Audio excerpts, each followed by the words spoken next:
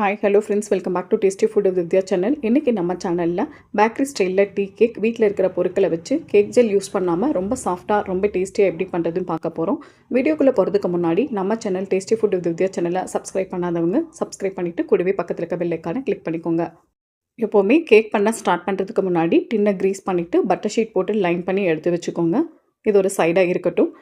அடுத்ததாக கேக் பண்ணுறதுக்கு தேவையான பொருட்கள்லாம் கிராமில் மெஷர் பண்ணி எடுத்துக்கலாம். கப்லேயும் மெஷர் பண்ணிக்கலாம். கிராமில் பண்ணும்போது பர்ஃபெக்டாக கிடைக்கும். 75 கிராம் அளவுக்கு மைதா எடுத்துக்கோங்க. இது கூடவே 3/4 டீஸ்பூன் அளவுக்கு பேக்கிங் பவுடர் சேர்த்துக்கோங்க. நான் ஃபஸ்ட்டு 1/2 டீஸ்பூன் அப்புறம் 1/4 டீஸ்பூன் சேர்த்துக்கிறேன். அடுத்ததாக 1/4 டீஸ்பூனில் பாதி அளவுக்கு, அதாவது 1/8 டீஸ்பூனில் பேக்கிங் சோடா சேர்த்துக்கோங்க. இது கூடவே ஒரு பிஞ்ச் அளவுக்கு உப்பு சேர்த்துட்டு எல்லா பொருட்களும் நல்லா மிக்ஸ் ஆகிற மாதிரி ஒரு விஸ்கு வச்சு மிக்ஸ் பண்ணி எடுத்துக்கோங்க. அடுத்ததாக கேக் நல்லா சாஃப்டாக வரதுக்காக ஒரு சீக்ரெட் இன்க்ரீடியன்ட் ஆட் பண்ண போகிறோம்.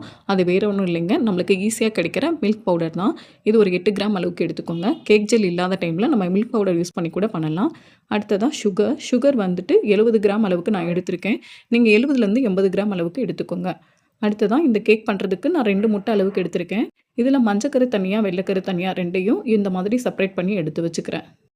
மஞ்சக்கரில் தான் ஸ்மெல் அதிகமாக இருக்கும். அதனால் மஞ்சக்கரில் ஒரு டீஸ்பூன் வெண்ணிலா எசன்ஸ் சேர்த்து மிக்ஸ் பண்ணி எடுத்து தனியாக வச்சுக்கலாம். இப்போ முட்டையோட வெள்ளைக்கருவை இன்னொரு பவுலுக்கு ட்ரான்ஸ்ஃபர் பண்ணிவிட்டு எலக்ட்ரிக் பீட்டர் இல்லைனா விஸ்கு வச்சு நல்லா பீட் பண்ணி எடுத்துக்கலாம். டீ கேக்கை பொறுத்த வரைக்கும் நம்ம எந்த அளவுக்கு முட்டையை பீட் பண்ணுறோமோ அந்த அளவுக்கு கேக் நல்லா சாஃப்டாக கிடைக்கும்.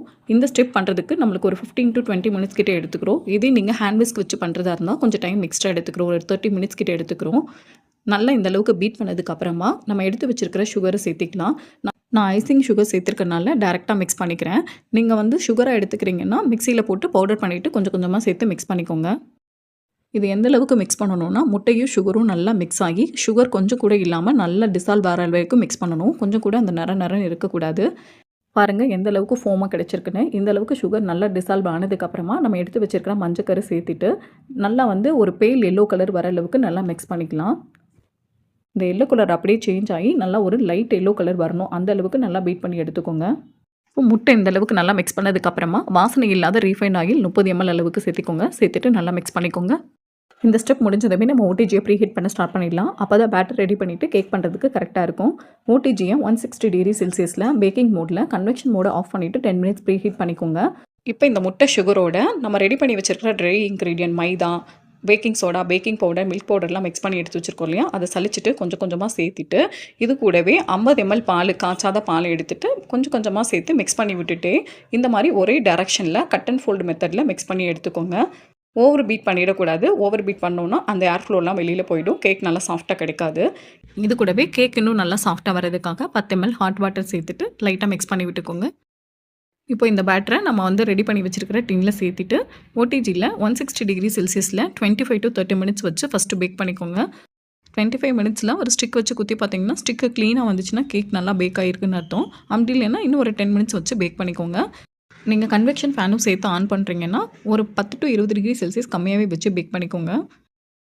எனக்கு என்னோடய ஓடிஜியில் இந்த அளவுக்கு கேக்கு பேக் ஆகி வரதுக்கு 160 டிகிரி செல்சியஸில் 35 மினிட்ஸ் கிட்ட ஆச்சு.